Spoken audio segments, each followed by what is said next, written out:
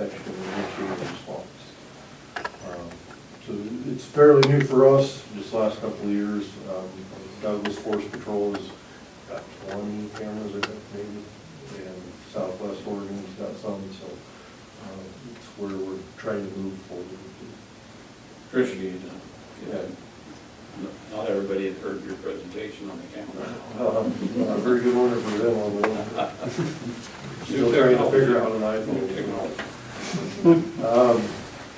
So anyways, yeah, that's the cameras, statewide ODF, I think we'll have 23 aircraft, something like that, around the state. It's funded through the Severity Program, which is a special purpose appropriation through the legislature. So there'll be Type 2 helicopters scattered about around the state, just like the one in Klamath Falls is part of that. There will be single engine air tankers in Prineville, John Day, and LeGrand, but those are statewide resources that can be moved around as needed. I know we've had the Prineville seats down here on our fires numerous times in the last few years. It's not a very far flight. Fly down from Prineville, work the fire, and reload out of Lakeview, and then go back home. There'll be a large air tanker, a DC-7 in Medford again. Will be its kind of home base. That's kind of the gist of what ODF's got. Pretty much status quo for us right now. And then from the forestry side, we got quite a bit of activity going on in the North Warners. Part of that Joint Chiefs project. Don't have the exact numbers, but I think it's a few thousand acres are planned to be treated this year. That kind of that layout planning piece of it and the sign-up process, because they're signing up with the NRCS for the money. It takes a couple of years, and this year will be kind of the first big year of implementation on the ground. Good deal. Awesome. Any questions?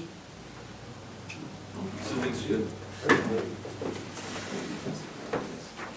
I guess going back to your Helitat question and the 17 to 19 people we got out here, that's a national resource. And it can be sent anywhere in the United States for wherever the need is. If we get a going fire here, and let's say they're up in north central Washington, and we have a need for a helicopter, we can order in another helicopter, and we'll have half that crew come back and run that same helicopter. So there's a reason for the size of that crew, and they do excellent work both in prescribed burning and wildfire work. So it's very professional and very well ran. So, good crew. Now, when you say you're getting a crew out of Washington, it sounds like Washington may actually be pretty busy this year, though. So. Okanagan, Wenatchee is always busy. Yeah. I think we've all been there at one time or another. Yeah. Sometimes we're there about every year or every other year. So, yeah, I see they're in the red here on the drought monitor. So, yeah.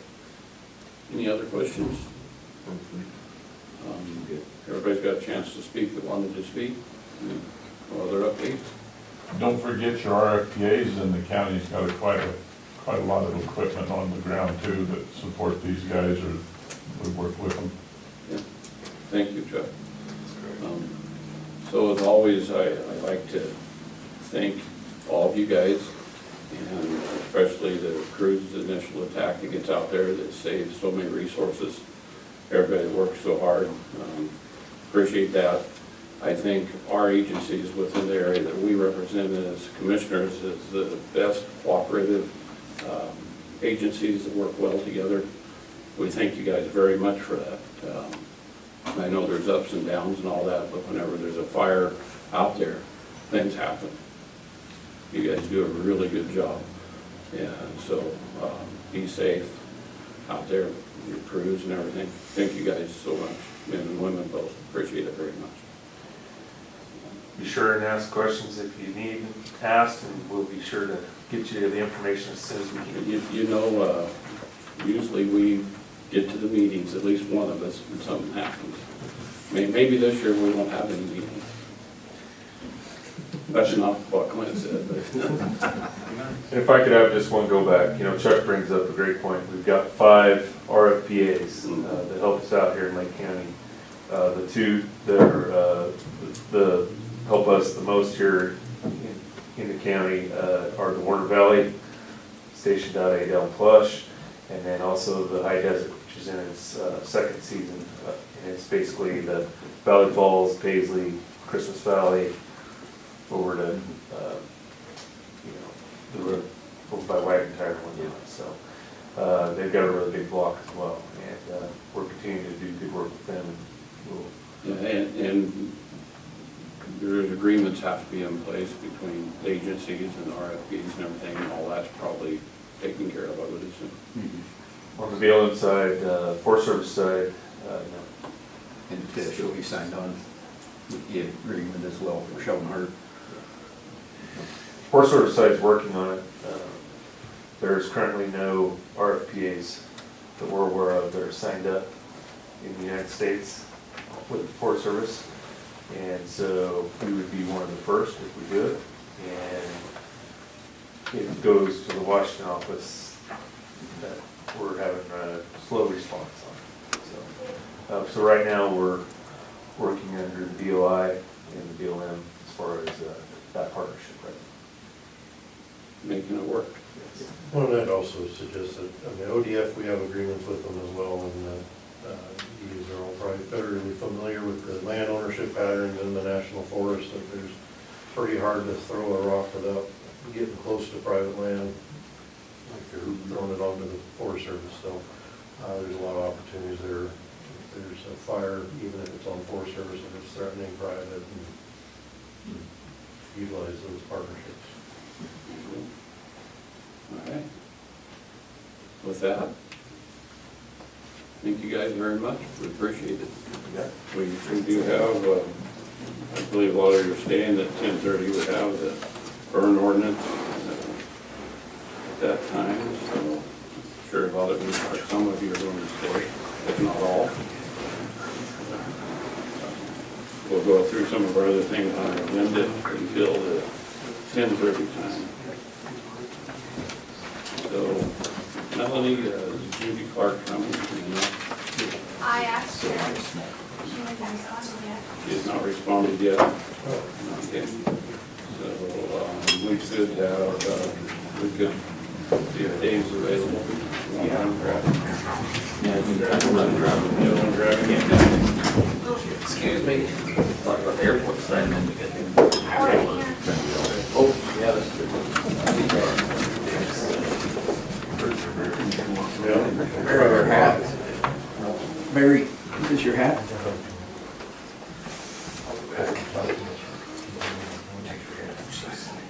Thank you guys again, thanks, Barry. Thank you. I know I got a text from Ron. Didn't catch nothing?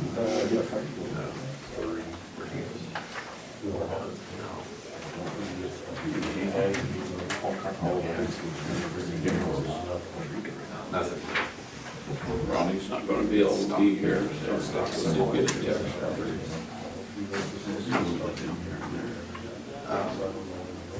Are you presenting or?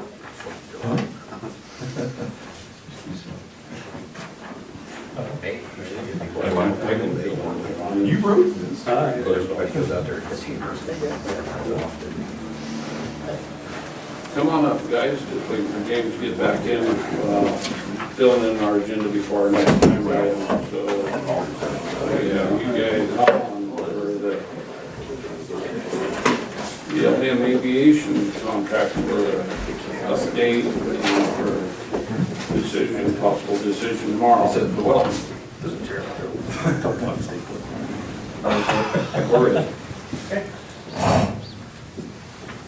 So we got the new BLM contract for the airport finalized, and well, not quite sure what do you guys want to go over, you got questions about it? So, or well, it's We wanted you to read the whole thing if you could. Read the whole thing, okay.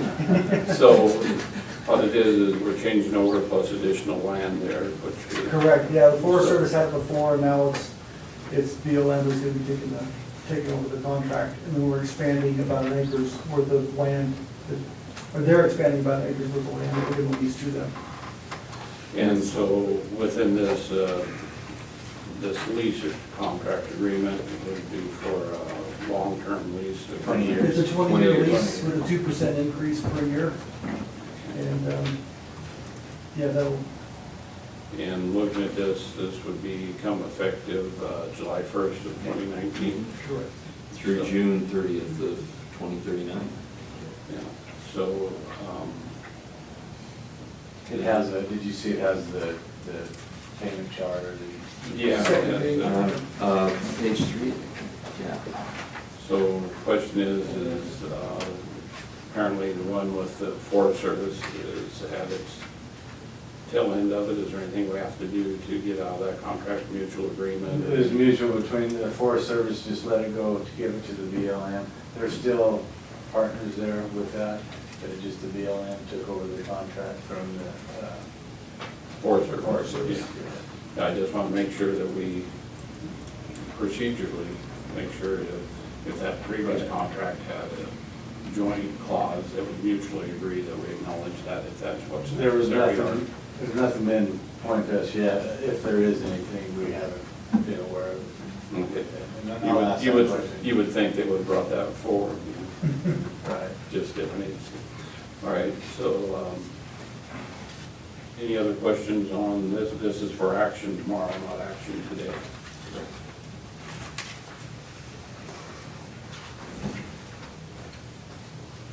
Board's good? Yeah. All right, so we'll take action on that tomorrow. That was relatively easy. Thought there might be more questions. No, We Dave and I, we talked earlier about it, and Todd Forbes and I talked about it as well, and he kind of gave me his thoughts on it. He did step out already. But, no, it looks fine to me. Pretty simple. Yeah. Just kind of cleans it up as far as for grant dollars and. Yeah, that 2% increase, that's a little bit of a bite, but, dang near almost doubles it by the end of the lease, but, yeah. 2% is pretty close to the inflation factor, cost Yeah, of it living, is. so pretty close to what's normal. All right. Yep. That's all you guys had, was just that? I believe so, yeah. Awesome, thank you guys. Okay. All right, thank you guys. Figured to get it done, get you guys out of here, so. And you want to, tomorrow we have budget adoption, you want to come up and give an overview on budget? Good morning. Good morning. Okay. In your packets are a list of changes that have been proposed by different managers or just different events that have occurred since our meetings took place the 1st of May. Hopefully that's at the start of your packet. So pending the decision on each one of these changes, I will revise the adoption and appropriation language for the resolution that we will approve tomorrow. So today, we really need to talk about each one of these changes and see where you're at with them. And then tomorrow, I'll bring back the official adoption and appropriation resolution. So the first one for the 1920 change is in the Central Services Department. 2 issues there. First of all is our staff turnover at the custodian. We're looking at a little bit increased salary there. The second thing is the Wellness Committee had a proposal from David Rabner, who came through a couple years ago, a leadership speaker, also a little bit motivational.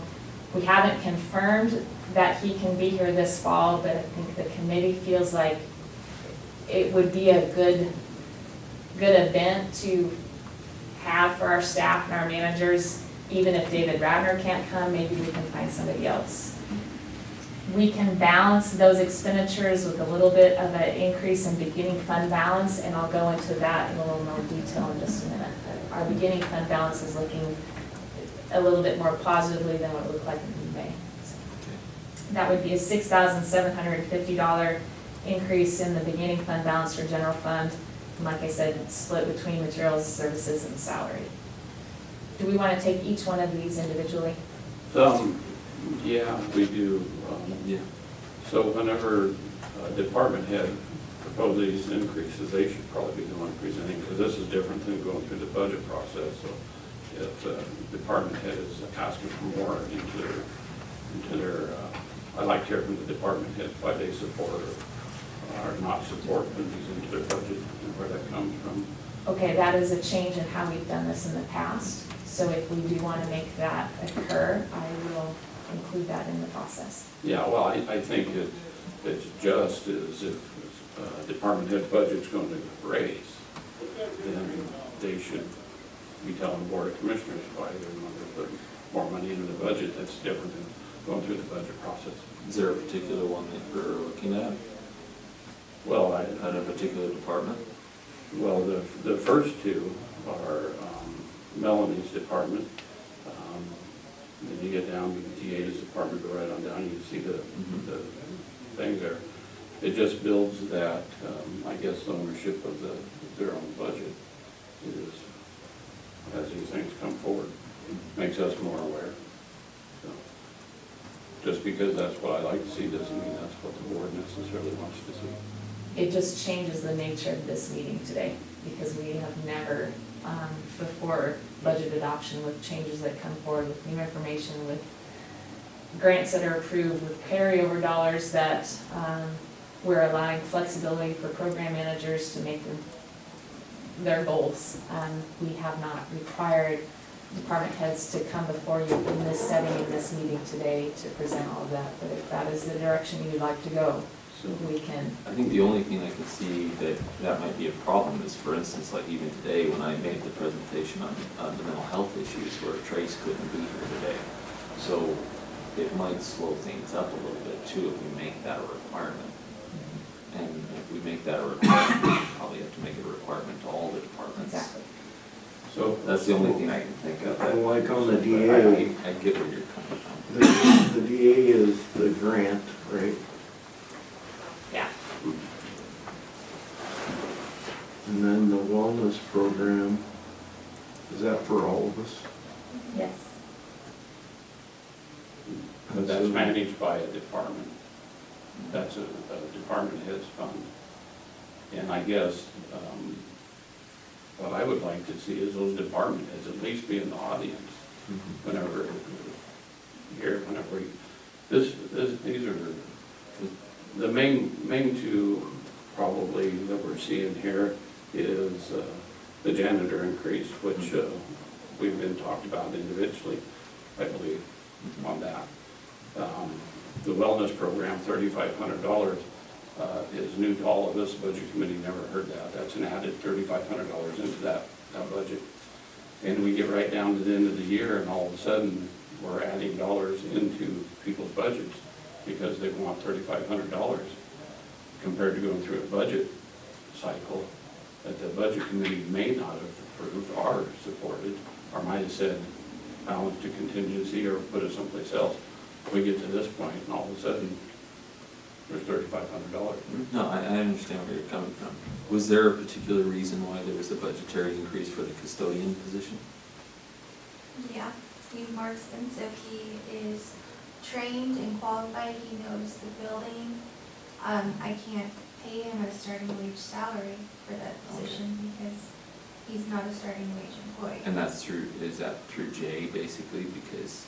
If there was an entry level budgeted amount. Yeah. The person, whenever somebody left us, the person replaced him, Mhm. but the company Yeah, ended entry absolutely. level. So that's the change there. So we can move on in the interest of time. David Rabner reached out to me after the conclusion of our budget meetings, and that's how the wellness committee started discussing a program like that, and so we're proposing it. If the answer is no today, then the answer is no. That's fine, but we have to ask the question at some point in time. Okay. Next one is the deputy DA position. We have remaining dollars from the Justice Reinvestment Act to fund that deputy DA. It is specific to drug court and treatment, things like that. So this budget change would increase the salary for that deputy DA. Remember, during the budget time, we did not know if we were gonna move forward with that position or be able to fill it. We did, so now it requires this budget change. We're gonna increase the salaries. And then the dollars are sitting in the community corrections fund. We've already received the dollars, they've been held there until they're expended. They will transfer from the community corrections fund, which creates a need to change their budget as well. So that's the next change, is the transfer to the DA department to fund that salary. Jake was not sure if he was going to carry those dollars over, have to send them back to the state. He didn't include it in his beginning fund calculations. We can increase his beginning fund balance, add the transfer, and then make the deputy DA position occur. Okay. The next one is the Town of Lakeview law enforcement contract equipment purchase. Just like we see a lot of times during this time of year, if purchases don't occur by June 30th and aren't expended, they need the authority the following fiscal year. So this allows that flexibility. If they can get the equipment purchased and paid for by June 30th, great, but chances are they will not be able to. This allows that purchase still to occur after July 1st. Specifically the upfit of the fiscal year vehicles that they have purchased. This is the radios, the package deal that goes along with that, the lights, things like that. Same thing on the next one for Fund 108. It's the same scenario. If they cannot get the purchases made by June 30th, this allows that flexibility to occur next fiscal year after July 1st. The loan in the landfill fund, when we went through the budget process, we weren't exactly sure what that total loan was gonna be with the transfer of equipment to the landfill, the scale, concrete, all of those things. There actually is an approval now for a maximum loan amount, and it wasn't captured in the budget for next fiscal year. So we need to increase that maximum loan amount, and it looks like the landfill fund will have a little bit higher beginning fund balance than they proposed to, so that budget will stay in balance with their own dollars. The last one, on a much maybe more positive note than we've been discussing already, is the railroad grant that we were notified last week on the federal funding from the Chrissy grant, $5.6 million, woohoo! And then the hope that the state of Oregon can match that to some degree with either Connect dollars or some other lottery financing that they are discussing hopefully very, very soon. So this would be an $8.7 million increase in the railroad fund. The reason we can do this significant of a change without publication of this budget again is it's specific grant dollars for a specific purpose. So it is only going to go on the railroad, on the line and the ties for all those improvements. So, Ann, if the state doesn't, what happens? The state does not do it, then you can't, I mean, obviously, we don't have the cash to expend. So the budget is just allows for the authority to expend if we have the dollars to expend. If the state does not come through with some of those dollars for a match, we will look at other avenues for matching that 5.6. It's still early in the process and we don't have all the grant documentation to be able to specify exactly how those dollars need to be matched. There hopefully will be quite a few options for us. Okay. Yeah, with that Chrissy grant, is that a 20% match? Yes. Further questions? Nope. Mark, you good? Yep. All right, we'll take action tomorrow. Thank you so much, Ann. So I actually need to know if you want to make these changes or not. Because if you do not make these budget adoption changes, my adoption resolution will be incorrect. Oh. Okay. So right now, the way, your appropriation language, your adoption language is just the way the budget committee approved the budget. If you choose not to make any of these changes, then that's fine. I can just keep all of that the same. Then if there's changes like this that occur next fiscal year, we'll do the resolution next fiscal year. Okay, so obviously the angst that I have, just straightforward, is $3,500 appearing that is just into that budget to bill will be spent as we had other things that we, I would say individually, that was trying to look at increasing different things throughout the county and different things, and all of a sudden at the end we have $3,500 going there. I struggle with that some. I support the wellness committee and those things, but $3,500 is just right at the end. I do struggle with that myself. But this late in the game, to be able to take that $3,500 and put it towards some other requests or directions we've given to department heads and everything is late in the ballgame. So everyone was given the same opportunity to provide information and to make adjustments to their budget. I sent out a couple different email notices to countywide, to the commissioners and department heads and managers, so that if they had additional information or new thoughts for next year's budget, they could propose those changes at that time. These are the only requests that I received. If you have heard that a manager needed something else and that information didn't get to me, I apologize, but I have not heard of anything else, either from commissioners or from managers. So, just a process that I'm concerned with. That isn't for us to talk about right now. I can support all these changes. Me too.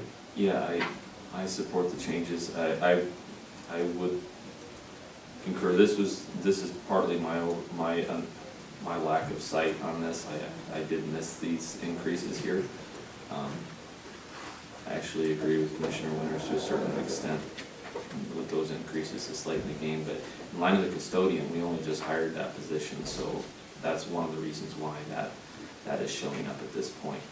And I wasn't aware that he would require an increase in salary compared to the last position either, but it makes sense to me. I can support these.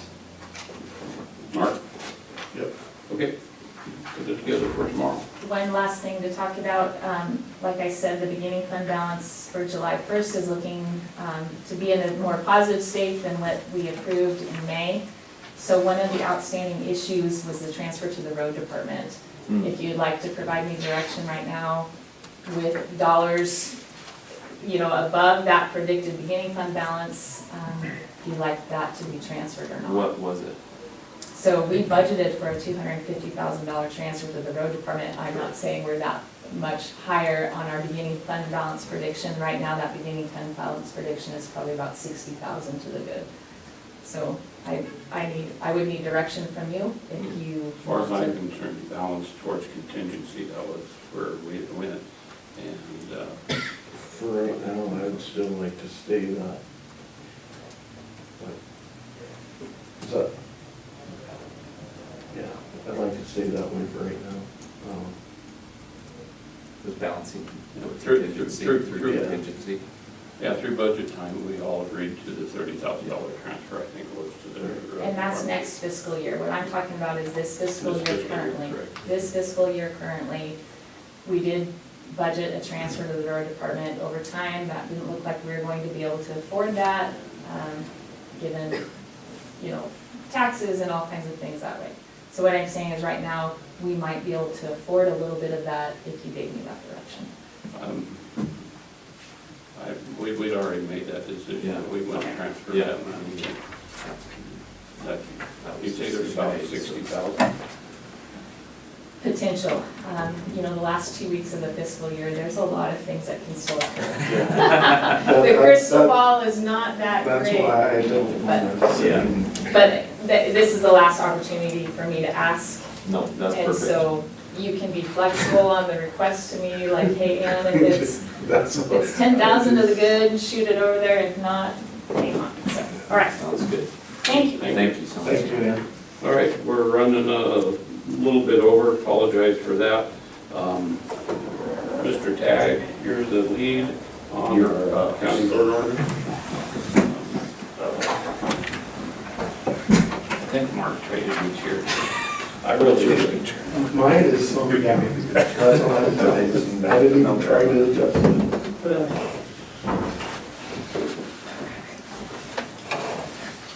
Welcome, guys. So, you want to talk about the county burn ordinance, or maybe lack thereof? Combination thereof. So you can get those reviews. I've seen proof, but Hey, we can't talk about that on the record.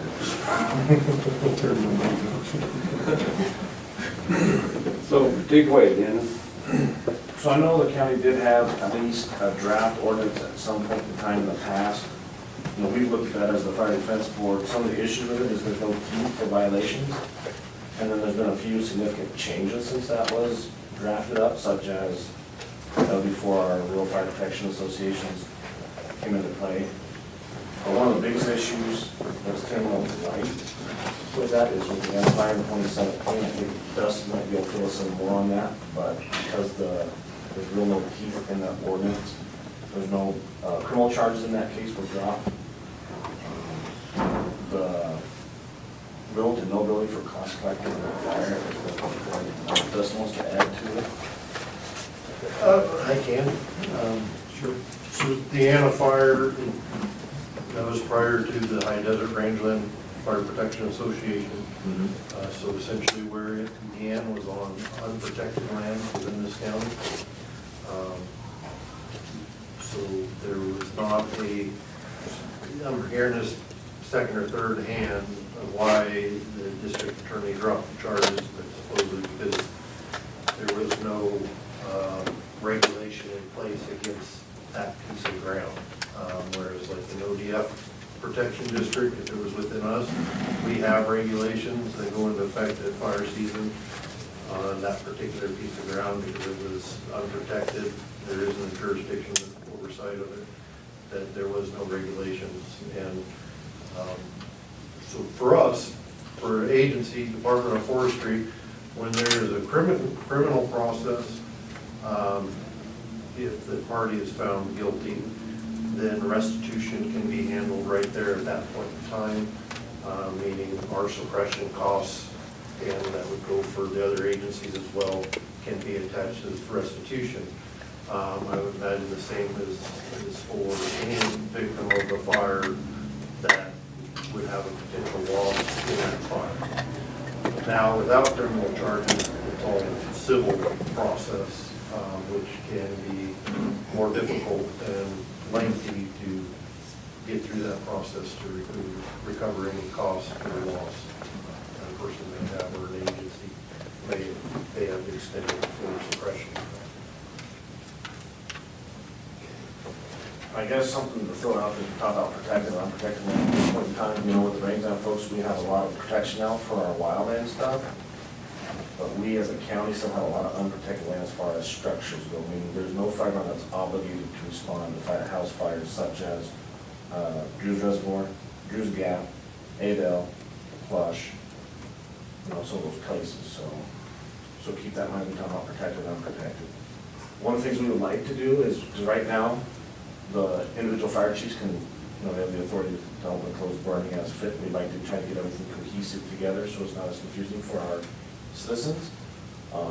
Such as like in the Thomas Creek West Side, it's protected by Thomas Creek West Side and ODF. ODF says we can't burn, Thomas Creek still says you can. We kind of get into that gray area there. So we as the board would suggest is when ODF declares fire season, close open burning. That would allow burn barrels to continue. Once they go into regulated use, close all burning.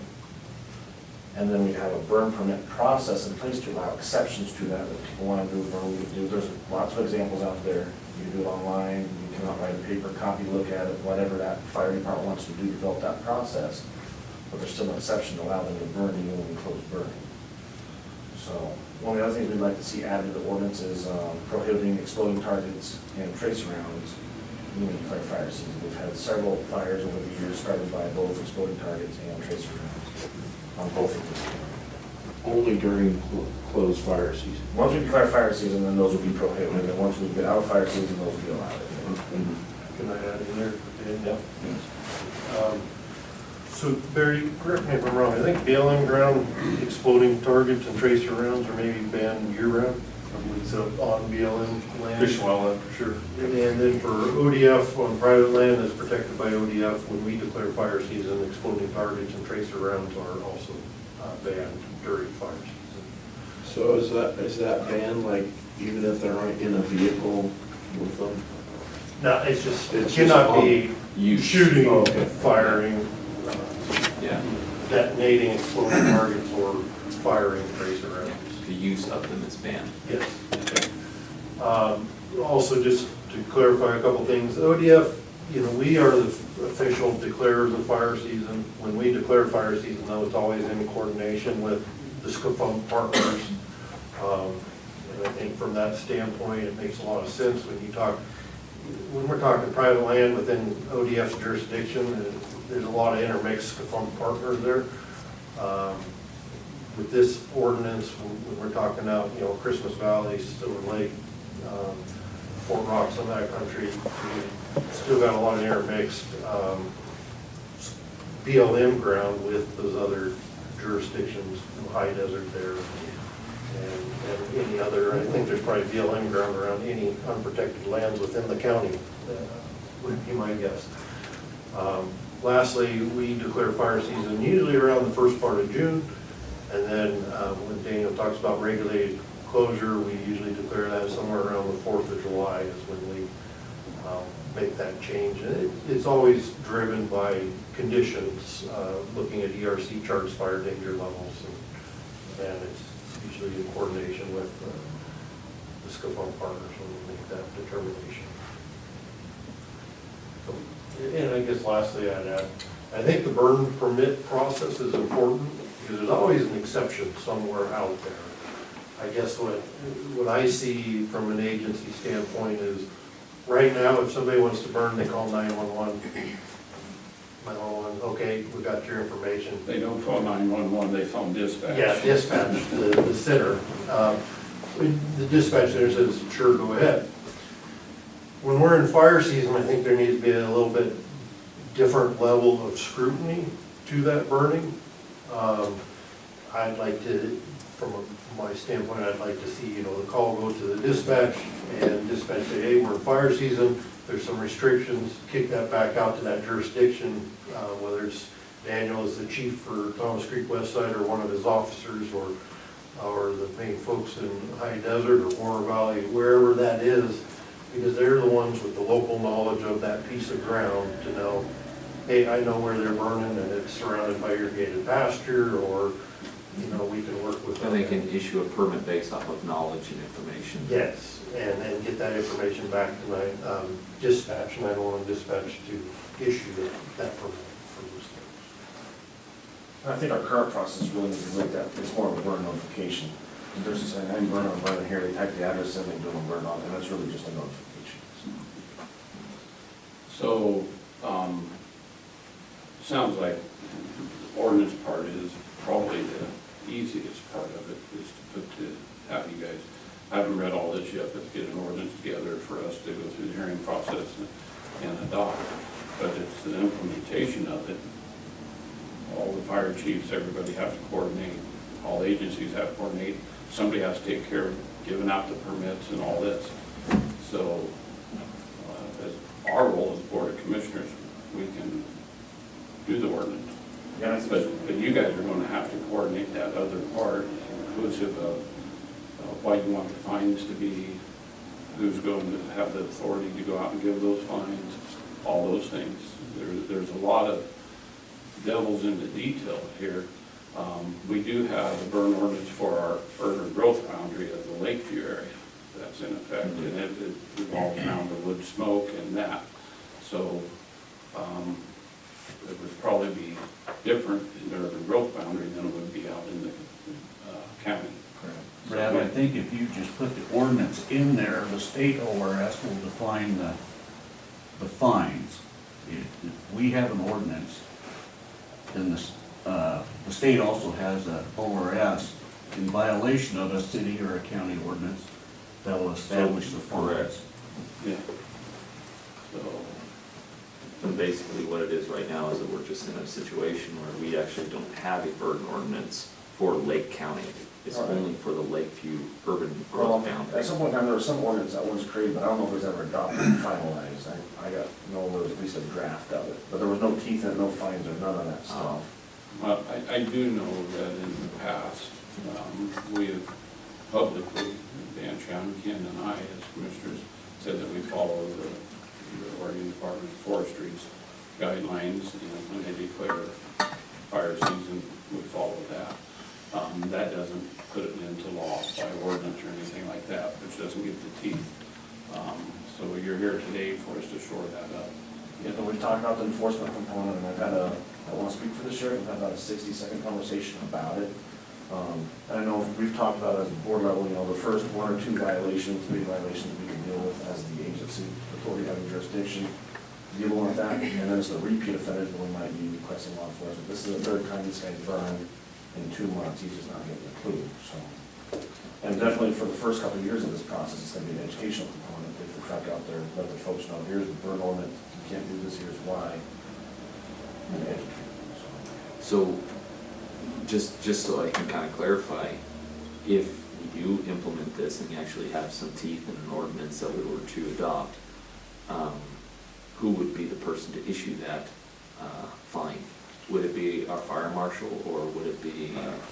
I think fire chiefs, and just the way they set up through the fire mark can do that, but Scott Rice might be able to clarify that some more. Well, certainly every fire district can do that, the ODF can do it. But I think what we're talking about, I'm not sure Rangeland folks can do it, but there's still, like we said, there's unprotected homes and areas out there that comes under the jurisdiction of county commissioners. And I think that's what you're trying to get nailed down here. Correct. So that would have to, you know, your county sheriff is then your enforcer for those areas, so. So are you asking if the sheriff is the one who issues that fine? Because I'm not sure the sheriff is wanting to take that on and be the person that actually issues the fine. He can be the one to enforce it if they don't follow it or they don't pay it. Well, I've seen other areas just, so a lot of the fire districts and stuff will go out of their boundary area to handle things. And I think what Chief is talking about there, when you get to the third one, then in other areas, there's not a fine, they bill for the response. And so there's that. I think that's kind of what the RFPA's have been kind of doing, is the concept of billing. And we just kind of get the muddy waters coming in the difference between a fire protection district for structure stuff. Correct. And you get the RFPA's. Correct. They're home models, neighbors helping neighbors, they're there to put the fire out, they're not really there for enforcement, the fire prevention, all that other stuff. I mean, they're gonna do, they'll do anything, they're great people, but I think when it comes to the makeup of the organization, we kind of get into some gray area. I think that's what Scott was talking about with issuing fines for if they're in the high desert or Warner Valley, some of that stuff. And it may, the unprotected stuff will go back to the county at all levels, so the sheriff, the lands, the protection, all that. So an ordinance is local law, so it would be implemented by the law enforcement. Any law enforcement agency should be able to implement the fines if there's a fine structure within there. I think what I'm hearing is do we extend that out to the fire chiefs and others to be able to implement that fine? I don't know if that's possible or not. Is that what I'm sort of hearing? So it would be nice to handle it at the fire department level, if for those that are within a protected area, meaning they have a fire department response to their house that's obligated to, that's getting tax money or whatever. So, and then there's, I believe there is a level for those folks, those chiefs, at that level to issue fines, do some citations at that level, am I correct? Sure, there's provisions in state law for doing that. So there's some of these already out there that you can put together Yes. for us to review, and you need a committee put together. You already have your committee. How do we want to proceed from here? Well, we have gotten some information. We've got some from ODF, a couple of other counties, and it's just a matter of compiling it, I guess, and present it to you folks. And then I believe your legal counsel would have to review it to make sure it's Well, that's a all on key, the up and up. that's a key thing there as we move forward. We have to bring our legal counsel in once there's some draft stuff put together. I think it'd be appropriate for one of the commissioners to maybe be at the table with you guys. You know, and I'm going to defer to both of these guys if one of them are interested, or if you guys are interested in having a commissioner. That opens up being able to get some information to our legal counsel, some of our resources of trying to help do that. If the board thinks that'd be the right way to go. Well, we discussed, you know, if you wanted to put a work group together or something like that, and I'm more than happy to be on that. I think the steps from here is getting, you know, make sure you guys are supportive of this, and then getting you guys with us, start writing the verbiage, and then we get legal counsel to really write the verbiage, and then just start tweaking it and adding to it, you know, creating our, you know, it's gonna be fluid, so. I think we're totally behind you. Yeah. It's just a matter of getting the verbiage right and how you guys want to put it together. There's obviously some more homework to do on the enforcement side, but you know, how we do that process. Well, like Barry was saying earlier, you know, More just a membership thing. we can kind of see the lightning strike fires and stuff happening, but, you know, what were we, 47% of the fires caused were human-caused fires, and 47 to 49%. You know, and that's like one of the biggest problems we're having up by our lake. We're afraid we're gonna get burned out, you know, and we called on several occasions last year, people having campfires in 3-foot tall grass. But they went out and told them to put the fire out, and that's it.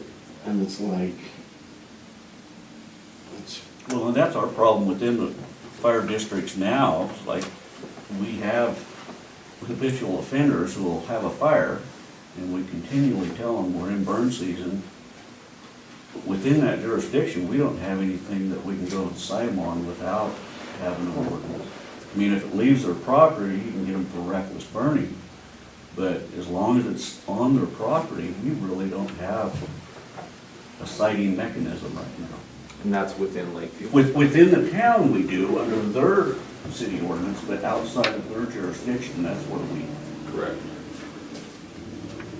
So within the urban growth boundary, isn't it covered through that ordinance? Yes. I have to read the agreement that you guys made with the city. One of the things you do have in the actual ordinance that we adopted, where when you issue the permits, you can issue them orally or in written form. And I think that's kind of what you're going for with the individual fire chiefs of the local area. If you issue it and say yes, that's their go-ahead for that permit. And correct me if I'm wrong, Scott, but that fire chief has that liability at that point in time, he's issuing. Correct. That permit, so. and that's where I was headed with that. Well, unless there's specific language on the permit that says you're still responsible for your own fire, and this doesn't. Correct, and that's Yeah. something I would like to make sure that it's Yeah. written into whatever ordinance that we adopt, is to make sure that the fire chief isn't taking on the liability of that if he says, if someone does something stupid, it might be surrounded by green fields and everything else, but they have no water out there either, and they plan on burning something huge or something, you know, and you gotta know, because our fire chief can't be taking on the liability for people's mistakes. So I was gonna add in, for the Department of Forestry, and kind of this whole enforcement conversation, we have folks that are trained fire wardens. We got Fire what? wardens, in statute, they're listed as fire wardens. And there's a whole bunch of them that aren't trained. And so, a couple things, we issue permits, and our permit does not relieve the landowner from liability of that fire. It may keep them from being found willful, malicious, or negligent in the start of that fire, And so it may, so if they follow everything with the permit and just have, oh darn fire that gets away from them, and we have to respond, the fee that the assessment that they pay us, the fire patrol assessment, essentially covers that. Now, if they were willful, malicious, or negligent by not following the permit instructions, then we would bill them for our response. But otherwise, they're already paying for that response. But nothing removes them from liability if it gets across, if it crosses a property line, then it's an uncontrolled fire, and they're liable for that cost and the damages. The other piece of that is, if somebody's burning a burn barrel and we're shut down and don't have a permit, we may have an engine, or somebody will show up at that fire. They may not always have a fire warden on that engine. If we can't get a fire warden out there, because sometimes that's low priority compared to other things that are going on, we'll issue just a verbal warning through the individual that's there. If we can get a fire warden out there, a lot of times we'll issue a written warning. We issue, same as like a speeding ticket, a uniform citation, and it can be and our schedule is a warning, and then it can progress up to an actual violation and continue to progress up. And some of that is dependent upon the statute or what they're violating, but if it's for not having a permit, if we don't have to provide suppression action to control the fire, then it's probably a warning. If they have a burn barrel without a permit and it gets away and we have to go and stop that fire, then it's going to be a citation. And or let's say they got a warning and within 3 years have another one, then it automatically jumps up to a citation and progresses up until they understand what it's about. Our whole focus is education, with enforcement being that secondary piece. So I guess from the standpoint of talking about a countywide ordinance, when we're talking about who's going to enforce it, if it's the sheriff, there's probably times that the sheriff's department doesn't have the time to get out to every burn barrel or every open burn. Now, if it's a burn barrel that gets away and it's burning 20 acres, that's probably a little higher priority now for the sheriff to get out there than something else going on. And so you're maybe not going to be able to enforce every individual one, but you're probably always going to have a response from the fire department to provide that education that, hey, are you aware of this ordinance, you need to put it out. And if this keeps up, then, next time the sheriff will come out or somebody will come out and write you up, or if it gets away, you're probably going to get a bill and some sort of citation. So is that kind of where you guys are thinking you want to take Yes, this? and that is exactly the conversation I had with the sheriff. That's the exact same example he uses. If it gets away and it's a problem child, yeah, we're going to take action. The important thing is just having those fines and that teeth in the ordinance. It doesn't say you have to use it. Correct. At least it's there if you need to use it. And even if you do use it and you issue someone that fine, will they have an avenue to maybe contend that? If they want to come back and say, like, I think this was given to me by mistake, whatever, if you can just follow through with that and just, in a way, an appeal sort of way. Absolutely. Like, You don't have them in traffic citation. Absolutely. And so it doesn't necessarily mean the person's going to pay, but it shows that there was something that took place, there was a violation of, or at least what we saw to be a violation, fire chief saw to be a violation of the ordinance, and it needs to be looked at. So I think that's great. Where you guys are headed with this is a really good deal. Yes, from my personal experiences on the Anna fire, I was one of the first people up there on that mountain when that happened. And the idea that the guys that did that are just kind of walking away, I know it really bothers a lot of folks in this county. And because that was a major deal. So we've identified that there's a hole here and we want to try and patch that up. Let's look at our history of Paisley and Summer Lake. In 2016, with this fire in Paisley, 2017 with the Anna fire in Summer Lake, 2018 with the Watson Creek fire, threatening Paisley again. Correct. In 2002, we had the toolbox winter complex. Yeah. or folks are not getting breaks. And we had a presentation in here just this morning about the fact that, you know, we were predicting a lot of lightning strikes this year. But human-caused fires really throw a wrench into the whole deal and make it a lot harder to fight those lightning strikes if we're responding to human-caused And our fires. folks So we really need to discourage that. Recreating out there aren't the same folks that were recreating out there 10 years ago. Yeah. They're getting pushed out of Central Oregon. I'm seeing more and more folks from Portland, Eugene, other areas that aren't so fire-wise. So that's also a concern. Well, so their conditions are different on the west side, and they don't realize that it's a lot drier and hotter on this side. So they do the same thing on the west side and nothing happens. And they come over here and all crowd breaks loose. So, you know, and I think that once you start, if we get this process going, the Facebooks and the texting will get out saying, hey man, let's not do these fires anymore. Yeah. Yeah, because if any, as any attorney will probably tell you, negligence is not an excuse. Yeah. So. Yeah. So once I get started, I think you'll see a pretty good decrease. Yeah, absolutely. So this is the part that's come to me a time or two is, if we do this ordinance, it needs to pertain to everybody, not just the private sector. If we have fusees start a fire on Hart Mountain, they should be held to the same standard as somebody that starts a fire on private ground. Whether it's a federal agency, it's a state agency, it's a county agency, or a town. And that's what I hear from the private sector is I'm held accountable. The government agencies have to be held accountable to the same standards. So as you're working on your ordinance, I think that's pretty important for it to be any fires that are created, human caused. Well, are you saying you're gonna enforce federal agencies?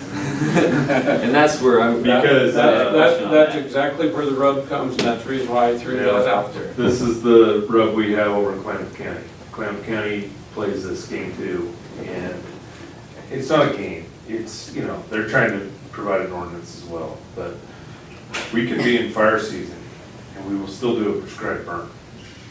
And because we're in the, you know, the prescription is right. And so the federal agencies are putting smoke in the air, or they're doing a burn when we're still in fire season. We've had quite this discussion on the Klamath County side. The federal agency, we have the resources. We have the ability to put the fire out. We're starting the fire. We've got the prescription. We're doing all that work. We're responsible for it on federal ground.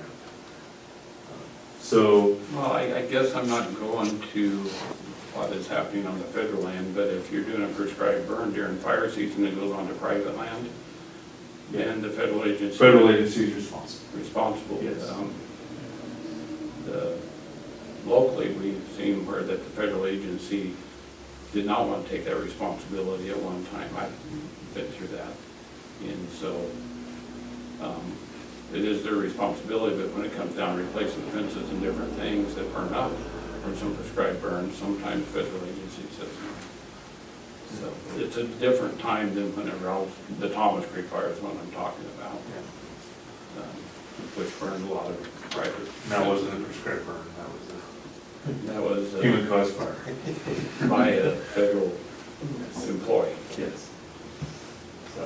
So I think this wraps up our burn ordinance conversation. We do want to talk about conflagrations a little bit too. Yeah. About what? Conflict Conflagrations, and I call it a county conflagration. I don't know if that's the term to use. versus state conflagrations. But basically, so just to kind of educate everyone, like the Weathers fire, Keith's our county fire chief. He called all the other fire chiefs up. We were worried about some stuff in Summer Lake, south of Summer Lake, they're around Paisley burning up and potential. So we all went down and responded. It doesn't meet the state conflagration just because there wasn't a lot of houses and some other issues there. There's some criteria to be met that didn't meet that. But anyways, we went out there, we sent engines outside our district to go protect unprotected land.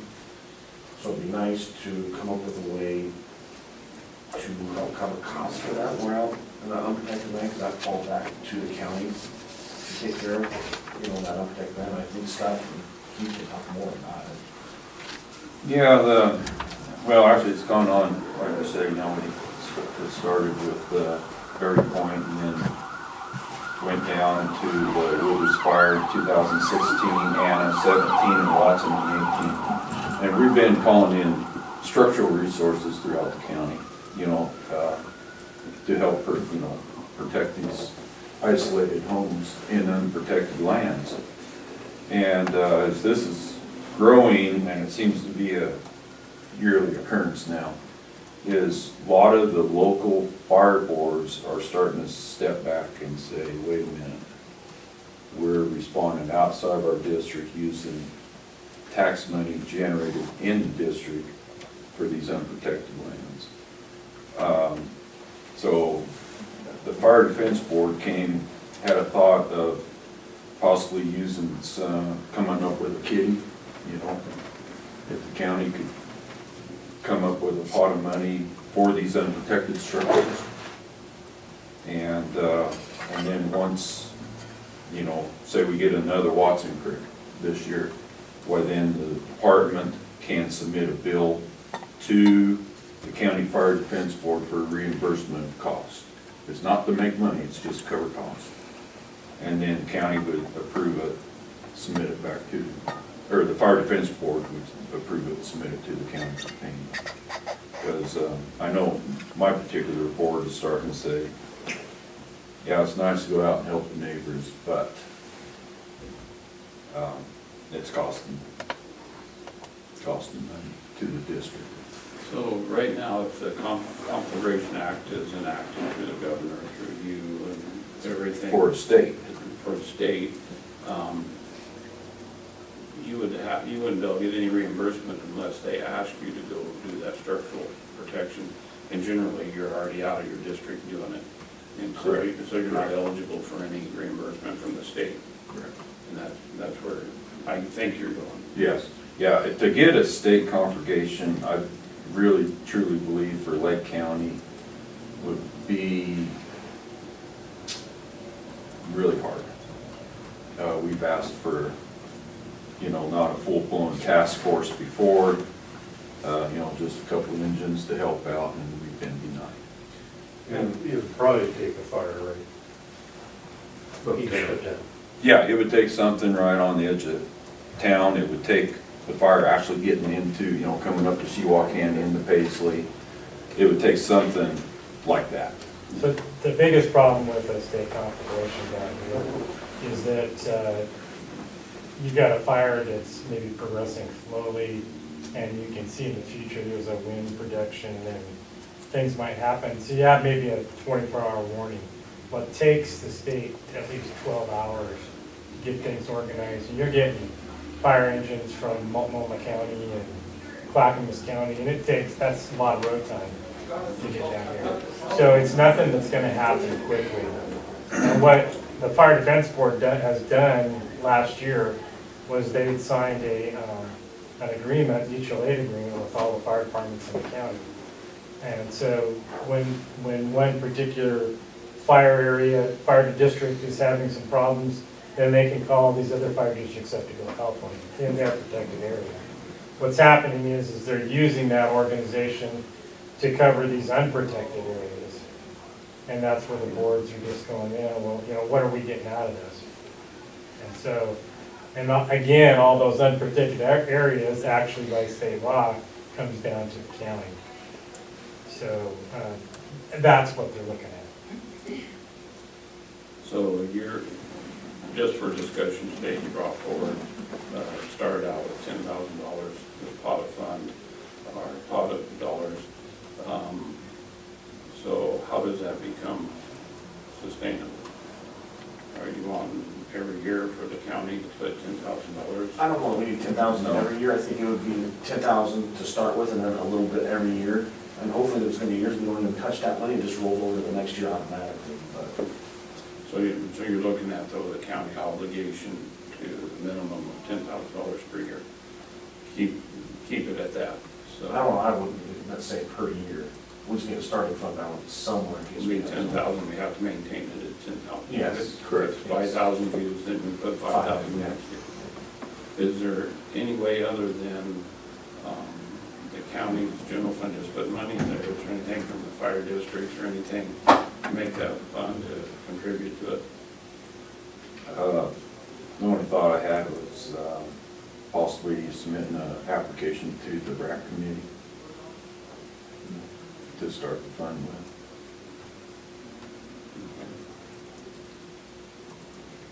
And I think that's something with this ordinance stuff, some of that money could go into that fund if we write it right or something. I think there's some other options there, but I don't see that we're gonna be paying $10,000 a sites in a Yeah. long, long time. Yeah. Say that again, Dan. I mean, you can put the fines for the burning stuff into that, but that's not really gonna be a money generating type thing. I mean, Especially if you give them 3 chances. in my 6 years with ODF, I wrote 1 citation for the fireworks, so. Still trying to get everybody trained. Daniel won't write anything. So what do you think that you guys use, like what do you guys think you use a year, like if you go out and set on do you use more than $10,000 every year? I would say last year with Watson Creek, means it was, that fire went for several, over 10 days of active initial attack, At least, at least, incident management team was there for 17. correct. Yeah, for the amount of resources that we brought countywide, we would use that 10,000 on a fire like Watson Creek. I know I have a structure engineer and tender up there, and on the way back, the tender blew the tires, I was waiting some additional costs, so. Yeah. Anna fire, it was a shorter duration fire, 10,000 would probably cover it easy. Watson Creek, maybe. And like I said, we're not, the fire districts aren't looking to make money off of this, it's just code costs. And we still need to talk around at the, county fire defense board, what our rates would be and stuff. I suggested to Daniel on phone conversation, we use half of the state fire mob rate to cover cost of the equipment, and leave personnel the same as the state mob rate. Because one of the issues we're having, we're all volunteer departments, is when that person leaves their job and goes to a Watson Creek fire for 3 or 4 days. They have lost income, so we have to compensate somehow for that lost income. So from my perspective, and the liability of setting up the fund is, if $10,000 isn't even close to what would cover the cost on a moderate to extreme fire year, possibly. Possibly. So what's the trigger? How could we legally say you can't get reimbursed past this amount? If we set up a fund that is for reimbursement purposes, and we're sitting here as a government agency, how can we say, no, you don't get reimbursed once we set it up?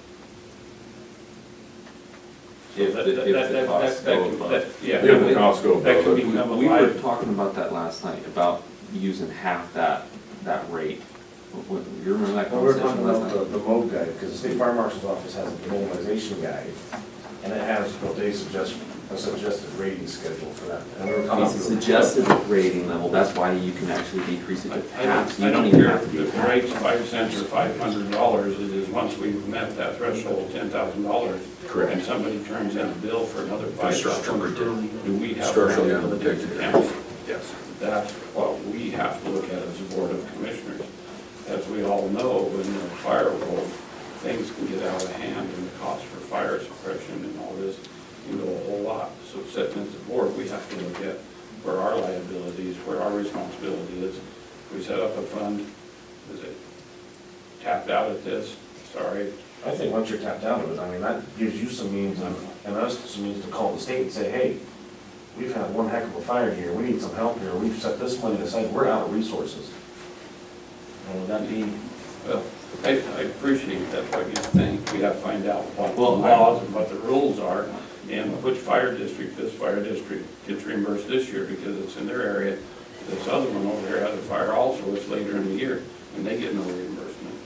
We have to look at how, and you guys have to look at how we make this work and what our, as commissioners, we have to look at what our liabilities are potentially on an unfunded cost liability, if it triggers something to set this up. I don't know if it does or not, but that's what work sessions are for, is to ask the questions to try to find out. If we're able to possibly find the money this next year and cap it out at that amount, might be a possibility. Well, it might be a means if you, and most people would probably be willing to, I guess during the permitting process of burn permits, where you can collect some fees that way to help generate a fund. And maybe a one-time a year buy-in or something like that. And it doesn't have to be an extreme amount of money, just, I mean, there's months where, well, between the rural board and the town of Lakeview, we might issue 100 permits. You know, even if it's only $5 a permit, you're generating some money. Yeah, I see where you're going. Generally, the personnel have to manage to get that, collect that $5 usually costs you more personnel cost than the $5 you're collecting a lot of times, Dennis. I don't know. I'm not opposed to any of it. It's just, these are the questions we have to ask, we have to follow up with and look at. So, I think that would be a Jim Biggie question for us. Well, I've written that question down, and I think that this is definitely something to take through the work group once it's formed, to try and figure out what it is the actual liability to the county once the fund has been exhausted. Yeah, it just helps with us to tell our board, yeah, we'll get reimbursed for being. Correct. This is how I look at it too, where it wouldn't hurt the county quite as bad and be a burden on the county of $10,000 up front right off the bat. If we don't have a liability to pay more, we can pay as we go. And so, say you have a $5,000 liability out in Adel, we pay that, and you don't have any more the rest of the year, and we don't have a fund, we just pay the liabilities as they come, up to $10,000. And then, instead of creating a fund, we just pay the liabilities up to a certain dollar amount. but budget-wise, we have to have the fund where we're gonna get the $10,000. Right, but we'll budget up to $10,000, but, And I you think see what I'm that's, saying? We'll budget up to $10,000. Make sure we don't have the liability to have to pay more than that, and then, I think that's all we're asking for is the pay as you go. The fire defense work gonna submit the county a bill for that incident. So last year you would have got one bill for once, and, which would cover all the departments that were involved.